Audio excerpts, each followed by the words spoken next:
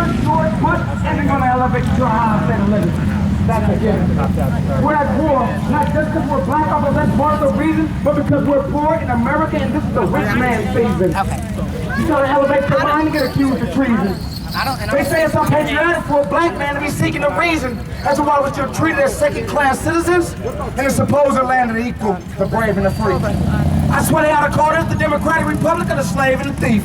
Sometimes it's hard to believe that this country can rip the world off and say she does it for me. See, if it wasn't for we, they have to pay their own folks to sell crack, but us, who does it for free? They treat us as lab rats. Let me stab at the reason for that. That's because they don't see us as actual people, they just see us as black. And our brown kin and lighter brown skin ain't living much better. They're still treated as slaves on their own land in the name of democracy unfettered. The richest nation on the globe, raising a generation unlettered. And it ain't no coincidence that our school systems lack, but we're number one in defense. You see, smart populations ask real questions, so they're keeping us dense. Just smart enough to go to war. Plan a deadly game or shoot first and ask questions never. This world is slowly becoming hell. Just take a look at the weather. We're suffering catastrophes. It's blasphemy the way these presidents act, see? If you don't see him as the sovereign ruler of mankind, well, then you're under attack. It's simple as that. And then he labels those as terrorists who decide they want to fight back. But Israel seems to be in bed with the devil. How cozy is that? I'm curious as hell, even nosy in fact. I love to get my eyes on some classified facts, some military memos and agendas, or an official Pentagon facts that'll possibly help explain why this nation, which claims to be so democratic and free, won't let no other country choose who they might want to have lead.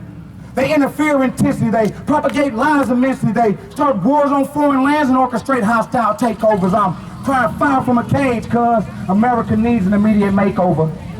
They say our days is numbered. I wonder just how many this world has left. Don't want the clock to stop with me stuck in a box, cause I won't get to hug my babies goodbye. And I ain't George Jackson, but I got blood in my eyes. See, my pupils is bleeding due to atrocities witnessed. My eardrums is welling because of the cries I've heard. If I'm alive when this revolution kicks, when I'm getting up in it, and that's my word. I just hope by then there's enough of us left to put a dent in this system. And I know it's gonna be hard to keep operations clandestine in a world full of so many snitches. See, I done been in courtrooms 1,000 times, but never once as a witness.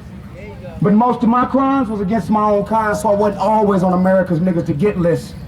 And I just wish I was alive when the Panthers was active. I'd have had me a black beret and a cool leather coat with a pistol tucked and a shotgun at ready, trying to knock this establishment down like a New Orleans levee. I'm on the field at all times, never on the sidelines. I'm a playmaker, never spectating. I stay in the thick of the heat, ready to die for mines, even if mines wouldn't die for me.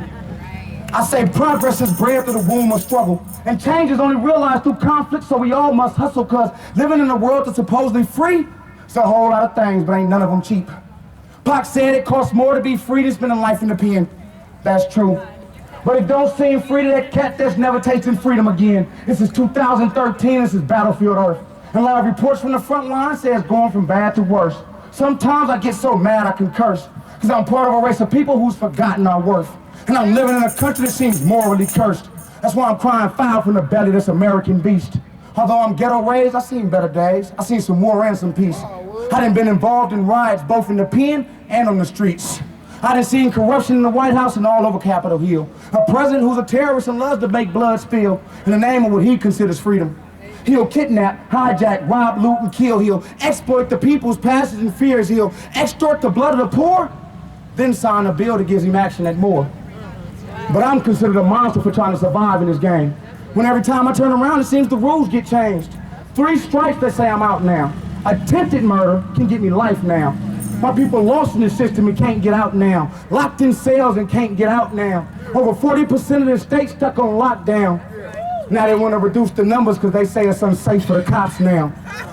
But Schwarzenegger rather just build a few more prisons so he can keep sticking people with these mandatory minimum sentences. We're running out of schools but overcrowded with jails. That's why I'm crying foul from this inkwell.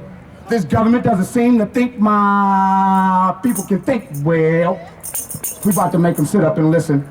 We're gonna broadcast our revolution in HD, live and direct, and we ain't stopping till this government start crying for text.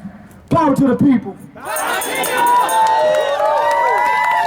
Don't forget a prophet. I just organized a committee called Chair. That's what's up. peace. All right, we got just a few more speakers, and then we're going to open it up to the community, folks that have some words to say. First, I want to thank everybody that made it to Little Bobby Hutton, who made that walk.